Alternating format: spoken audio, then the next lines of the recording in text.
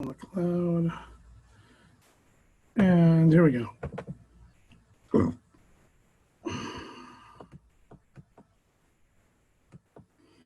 So we were discussing your responsibility when you're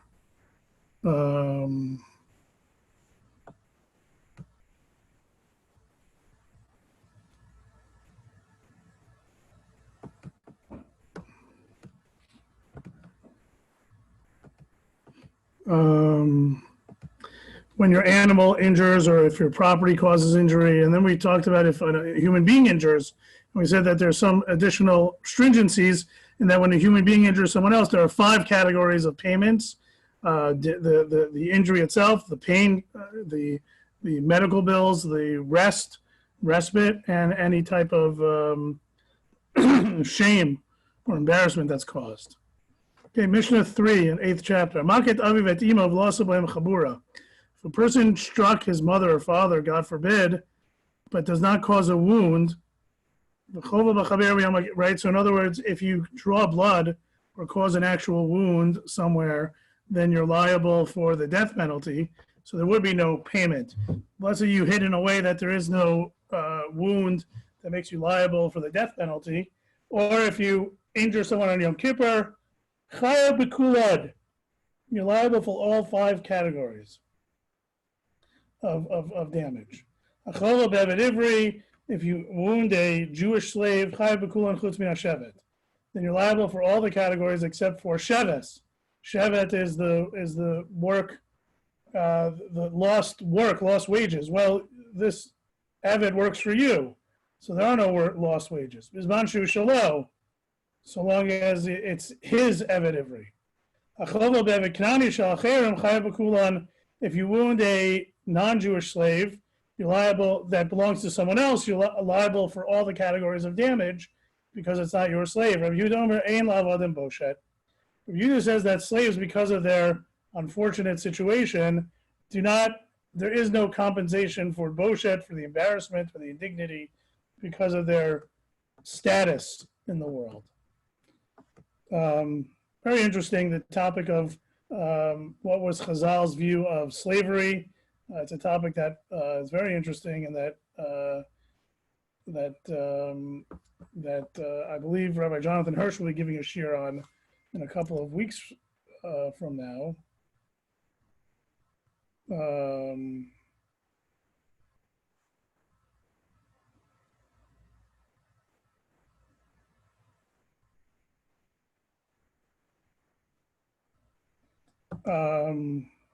Okay.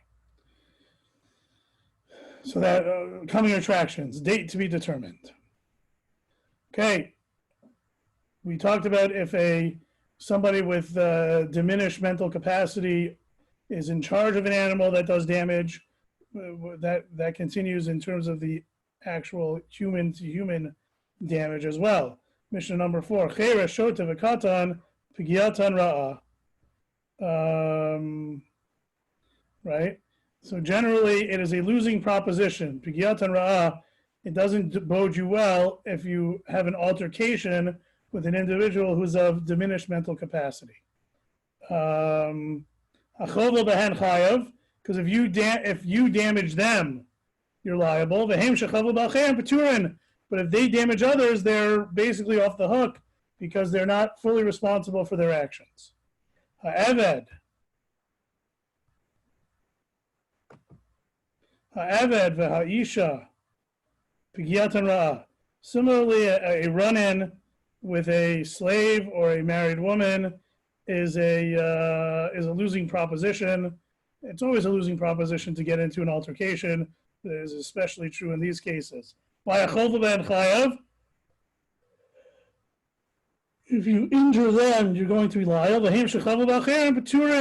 But if they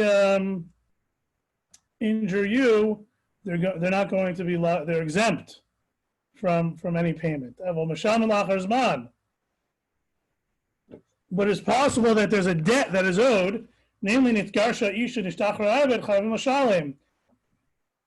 the woman gets divorced, so even though when she damaged someone, when she damaged me, because of her married status, she was not liable. Once she gets divorced, that liability comes back into play, even though the actual event was earlier.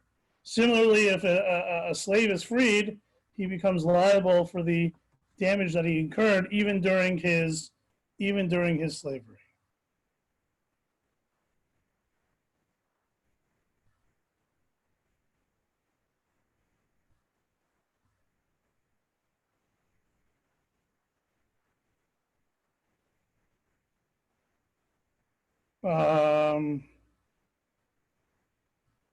Okay.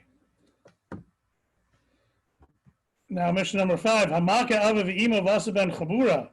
If a man struck his mother or father, which is a violation that comes with capital punishment, vasa ben chabura, it makes a wound, and if you damage someone, if you injure someone and cause blood to bleed on Shabbos, right? This is a case of kam le'b'derabamine. If in one action you're liable for the death penalty, and there's also happens to be a monetary payment, the monetary payment is deferred or is not in play, and you can only get punished with the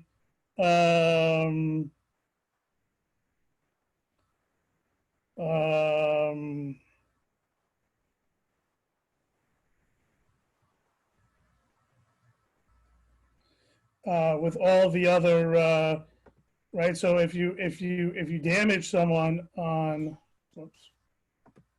if you're liable for the death penalty due to what you did, namely because it was a parent that you damaged or was on Shabbos, there's only the punishment of the capital punishment, and the other punishment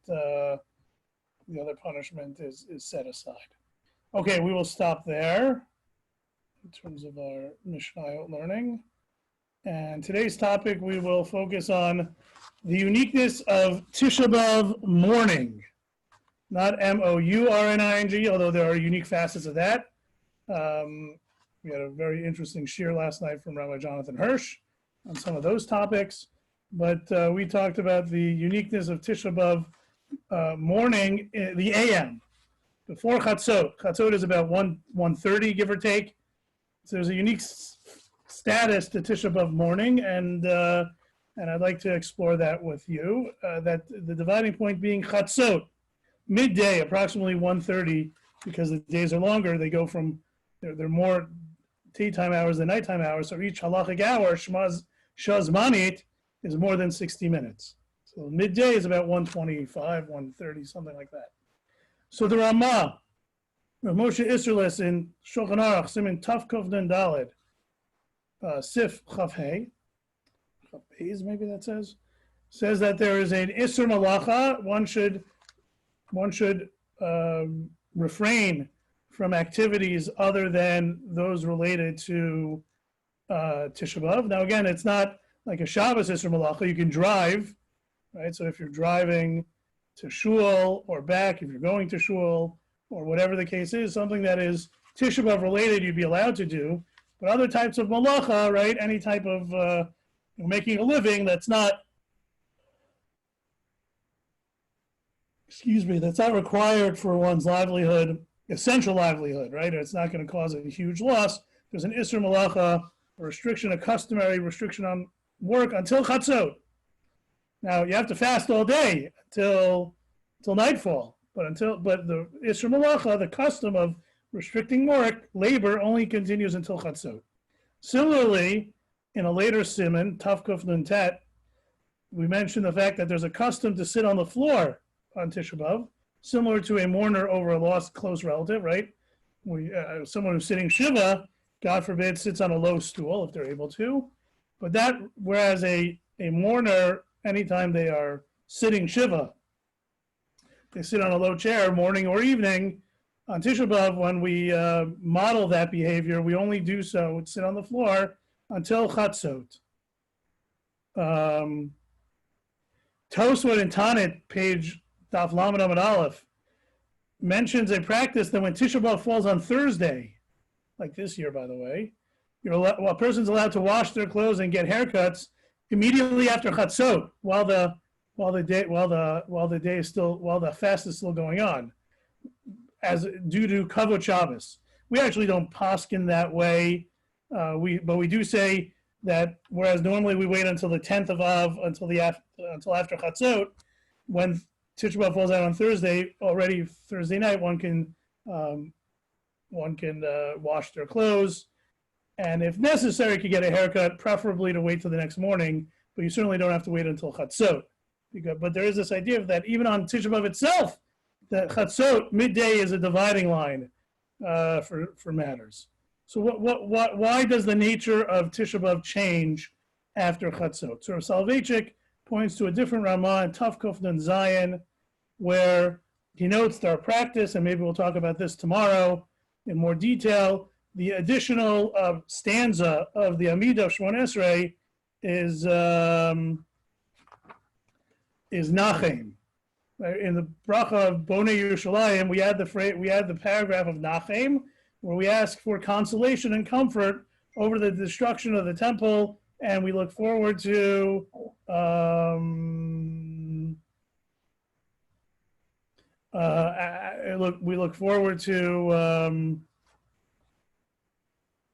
the rebuilding of the Beit HaMikdash.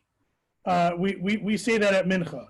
The Beis Yosef, Rav Yosef Cairo, in his explanation on the Torah, suggests that really Nachem is appropriate for all Shmona Esreis on Tisha B'Av. But at Mariv and Shachrit, we don't say Nachem, because as the Ramah says, it's like Meito Muta Lefanav. It's as if the corpse of the individual is still laying, right? It's like a period of aninut, right? The body's not yet buried, right? So on Tisha B'Av night, we say Eicha. Some people have the custom to recite Eicha in the morning. We don't do it publicly, but there is this idea of learning or saying Eicha in the morning. We say keynote, right? It's like eulogies, as if the tragedy has just happened and the mace, the body, is still in front of us. How can you possibly talk about nechama, consolation, at this poignant moment of the tragedy? The body's yet buried, right? You can't start sitting Shiva until the body has been buried, generally speaking. Some exceptions to that for a different time, but right, because the loss is too raw. So too, even though Nachem, sort of objectively from a historical perspective, the destruction of the temple is long ago. It makes sense to say Nachem, seeking consolation in each of the Amidas, all the Shmon Esreis of Tisha B'Av, even Mariv, Tisha B'Av night, and Shachris, Tisha B'Av morning. We don't do it because the Beis Yosef says there's this idea that no, we're recreating the experience, and it's inappropriate to seek comfort right away. By Mincha time, we view it as if the mate has been buried, right? And now we can talk about consolation. Until Chatzot, we're like an onain, right? An onain is a person who lost a close relative before burial, right? And as an onain is focused on the task at hand, which is really not so much to mourn, but is to ensure that the body undergoes appropriate, respectable halachic burial. One is not allowed to offer comfort to an onain, right? You could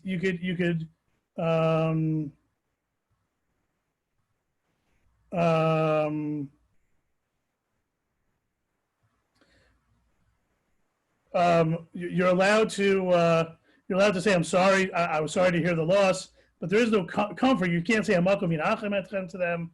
You're not allowed to comfort a mourner, because nechama is a form of diverting one's attention. And as an onain, we are focused on the loss, specifically on how to bring this the deceased to kavura, but we're not allowed to be distracted, let's say, by consolation and by comfort. We're not allowed to forget about the poignancy of the loss, even with consolation. Once the burial takes place, then we sit Shiva and we're a little bit distracted, but within the context of the loss. So too, that's why, by the way, an onain is patur from all positive commandments, right? Because even positive commandments are viewed as a distraction from the task at hand, right? It's also the reason why Tosod in Brachot, Daf Yud Zayin says, even if an Onain wants to be Machmir, he says, I'm not really so involved in the burial. I gave the body, there's a pre-need plan. The deceased had made all the arrangements. The money's paid. Someone's going to do everything for me. I'll do mitzvot. I'll put on tefillin. I'll daven mincha. I'll say brachos. Says the Tosfos and brachos Yud Zayin, you're not allowed to. We do not allow them to be machmir to do positive commandments because they are not allowed. They are not allowed to. There's not allowed to be any type of hesach hadat, any type of distraction on this matter.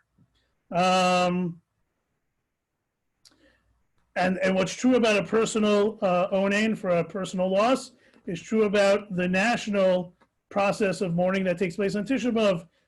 In the AM until Chatzot, we're like an onain, completely focused on the death, on the destruction of the temple, and can't be distracted. We can't offer nachim. The Shulchan Aruch in Yoredeah says an onain should sit on the floor, so as not to be too comfortable. Right? If you get too comfortable, you sit back in your chair, your mind begins to wander. There's hesach hadat. You begin to forget about what you're supposed to be focused on, the task at hand, which is burial. So the Shulchan Aruch says even though other aspects of mourning do not begin until after the burial, till Shiva begins, there's an opinion, I'm not sure we poskin this way, but there's an opinion that an onain should already sit on the floor because this is one of the ways to make sure that they don't get too comfortable and begin to forget what their task is at hand. So on Tisha B'Av, the prohibition of sitting on a chair and the malacha is not due to avelut, right? An avel that is our avelut of Tisha B'Av, the national mourning of an event that took place many, many years ago, would not necessarily require us to sit on a low chair. It wouldn't necessarily require us to avoid malacha, but rather it's a harbinger. It harkens us back to the status of an onain. And it was implemented so that we do not have any type of distraction towards the churban.